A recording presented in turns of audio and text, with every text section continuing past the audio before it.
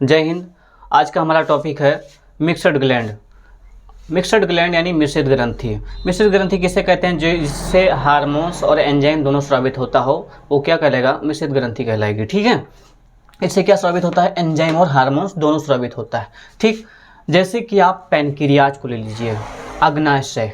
अग्नाशय से हमारा एंजाइम और हार्मोन्स दोनों स्रावित होता है। ठीक है, इससे जो है अग्नाशय से दोनों स्रावित हो रहे हैं। ठीक है, शरीर की दूसरी सबसे बड़ी ग्रंथि है आपकी पैनक्रियाज, दूसरी सबसे बड़ी ग्रंथि। ठीक, आगे देखेंगे कि अग्नाशय की जो कोशिका होती है वो गुच्छा समान होती है। उसका खोज जो है लैंगरहैंस नामक वैज्ञानिक ने किया था। अतः हम अग्नाशय की कोशिका को लैंगरहैंस की दीपिका कहते हैं। लैंगरहैंस की दीपिका कहते हैं। कभी कभी पूछता है कि अग्नाशय की कोशिका कैसी होती है, तो गुच्छा समान होती है। उसका खोज किसने किया था? तो लैंगरहैंस नामक वैज्ञानिक ने किया था। भली बात, आपको समझ में आया। उसके बाद ये एंजाइम जो स्रावित करता है वो लेट नामक एंजाइम स्रावित करता है। अब आप एक एक करके देख लेते हैं कि लेट का फुल फॉर्म क्या होगा। तो यल से हो जाएगा आपका लाइपेज, जो वसा का पाचन करता है, यानी ऑयली चीज़ का पाचन करता है। ठीक है, जैसे आप पूरी खा लीजिएगा, घी खा लीजिएगा, तेल खा लीजिएगा, मांस मछली वो ये सब खाइएगा, मतलब फैट वाला चीज़, वसा वाला चीज़ को पाचन कौन करेगा? तो आपका ये करेगा लाइपेज करेगा। ठीक है, इस एंजाइम की जब कमी रहेगी तो आपका पाचन वसा का ठीक ठाक से नहीं होगा, तो आप पूरी नहीं खा पाइएगा, जाइएगा आकाश पूरी में आप सिमट जाइएगा। समझ में आए? तो किस लाइपेज किसका पाचन? तो ये वसा का पाचन। ठीक, उसके बाद एमाइलेज। एमाइलेज जो होता है वो स्टार्च का पाचन करता है, यानी चोकर का पाचन करेगा या मंड का, है ना। जैसे आप आटा को लीजिएगा तो आटा को महिलाएं बहुत ज़्यादा उसको जो है चालती नहीं है उसको, लेकिन फिर भी उसमें चोकर रह जाता, मंड रह जाता, तो उसका पाचन कौन करता है? एमाइलेज करता है।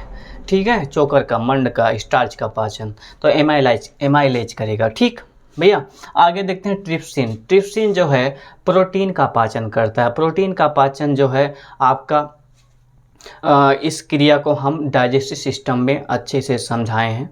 आगे देखते हैं तो आपका एंजाइम कंफर्म हो गया। तो एंजाइम जो तीनों प्रकार के आपको भली बात देख पा रहे हैं, इसको भली बात समझ में आए। लाइपेज किसका पाचन? तो वसा का, एमाइलेज स्टार्च का, ट्रिप्सिन प्रोटीन का। अब देखते हैं हार्मोन्स। तो हार्मोन्स जो है ये 3 प्रकार के कोशिका से जो है स्रावित होते हैं। तो देख लेते हैं वो कौन कौन से हैं। देखते हैं कि ये है alpha cell, beta cell, gamma cell. ये अलग अलग कोशिकाओं से जो है हार्मोन स्रावित होते हैं। ठीक, तो देखते हैं पहले हम अल्फा सेल से। तो अल्फा सेल से कौन सा हार्मोन स्रावित होता है? तो ग्लूकेगान हार्मोन स्रावित होता है। तो ग्लूकेगान का जो कार्य है वो शरीर के ग्लूकोज की मात्रा यानी लेवल को क्या कर देता है? बढ़ा देता है। ठीक है, आगे देखेंगे। और दूसरी काम इसका है जो ग्लाइकोजन के रूप में स्टोर करती है। लीवर क्या करती थी? ग्लूकोज को किस में परिवर्तित करती थी? ग्लाइकोजन में। तो ये जो है किसको परिवर्तित कर रहा है? ग्लाइकोजन को ग्लूकोज के रूप में परिवर्तित कर दे रहा है। ठीक है, ये आपका ग्लूकेगान, इसका कार्य हो गया। उसके बाद आता है बीटा सेल। उसके बाद आपका बीटा सेल जो है इंसुलिन हार्मोन्स का स्रावित करता है। इंसुलिन हार्मोन जो होता है ग्लूकोज के लेवल को घटा देता है। इसकी कमी से एक चिनिया नाम की बीमारी हो जाती है, शुगर बड़ी खतरनाक बीमारी है। उसमें देखेंगे एकदम सूखा की कांटा हो जाइएगा, दिक्कत बहुत ज़्यादा बढ़ जाती है। ठीक है, उसके बाद शुगर बीमारी का एक बहुत रामबाण बहुत अच्छा उसका जो है दवाई है। आप जामुन के साइड में देखेंगे, आप काला जामुन खाइए और जामुन खाने के बाद उसको बीज को मत फेंकिएगा।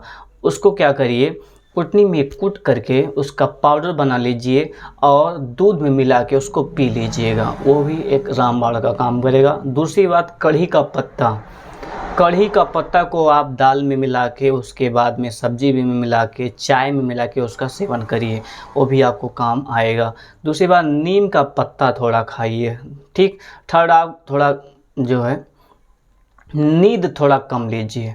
आगे देखिएगा, फिर कभी कभी पूछता है कि इंसुलिन हार्मोन्स में कौन सा तत्व पाया जाता है, तो वो जिंक पाया जाता है, ठीक है। ये बहुत इंपॉर्टेंट क्वेश्चन पूछता है।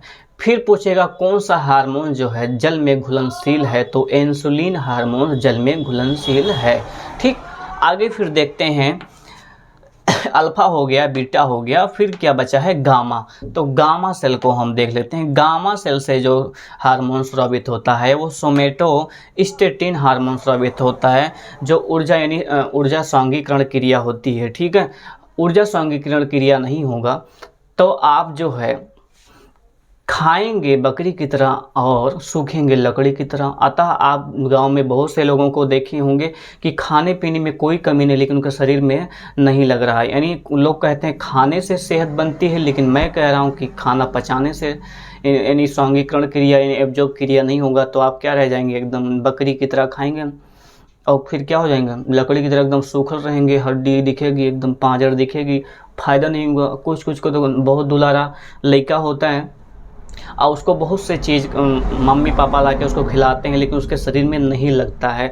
तो सोमेटोस्टेटिन हार्मोन की कमी होती है, जिसकी वजह से ऑक्सीकरण क्रिया जो है सांघीकरण क्रिया नहीं होती ठीक ठाक से, और फिर वो दुबला पतला वैसे के वैसे रह जाता है। तो आगे फिर मिलते हैं। जय हिंद।